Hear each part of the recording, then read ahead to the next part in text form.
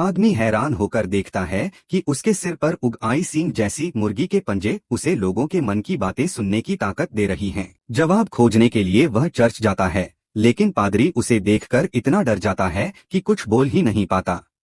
आखिरकार उसकी सख्त पूछताछ पर पादरी कहता है कि वह अब इंसान नहीं रहा बल्कि शैतान बन चुका है।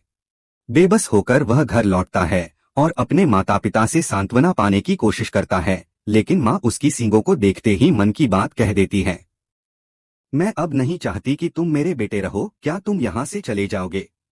उसकी यह बात सुनकर वह जाने ही वाला होता है कि पिता उसे रोक लेते हैं और अपना छुपा हुआ सच बताते हैं। मैं सिर्फ इसलिए तुम्हें पसंद करता था क्योंकि तुम्हारी गर्लफ्रेंड खूबसूरत है और मैं उसकी शादी के बारे में सोचता हूँ। इस खुलासे से टूट चुका आदमी, जिसका नाम जय था, अपनी गर्लफ्रेंड से सगाई करने की रात ही उसके मना करने से बेहद आहत हो गया। वह कहती है कि वह उससे प्यार नहीं करती।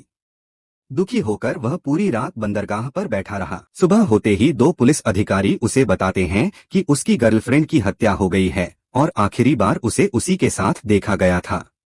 इस तरह वह मुख्य संदिग्ध बन जाता है।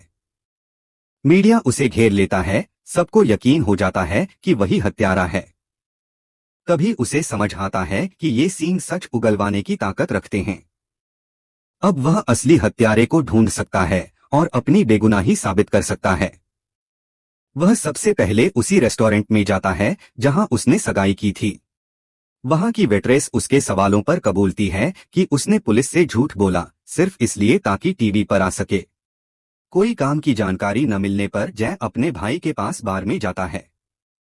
पूछने से पहले ही भाई खुद बोल पड़ता है कि उस रात वह उसकी गर्लफ्रेंड को ले गया था। ब्रेकअप के बाद उसने मौका पाकर उससे रिश्ता बनाने की कोशिश की, लेकिन लड़की ने मना कर दिया और अकेली जंगल में चली गई। भाई कार में इंतजार करता रहा, सुबह तक वह नहीं लौटी और गाड़ी में खून लगा पत्थर पड़ा था। जय कुछ और जान पाता उससे पहले पुलिस आकर रोक देती है। भाई का सच जानने के बाद जय अपने सबसे अच्छे दोस्त को उस जगह ले जाता है जहां उसकी गर्लफ्रेंड की हत्या हुई थी। दोस्त सच उगलता है, वह भी लड़की को पसंद करता था और उस रात जंगल में उसका पीछा किया। जब उसने गलत हरकत करने की कोशिश की तो गलती से उसे पत्थर से मार डाला। जय उसे आत्मसमर्पण करने को कहता है, लेकिन दोस्त बंदूक उठा लेता है। तभी जय अपना क्रॉस हटाता है, उसके पंख निकल आते हैं और वह उड़ने लगता है। लेकिन कुछ ही सेकंड में पंख जल उठते हैं और वह शैतान की शक्ल में बदल जाता है। दोस्त सदमे में रह जाता है, तभी जय उस पर झपटता है और अपने सींगों से उसे भेद देता है।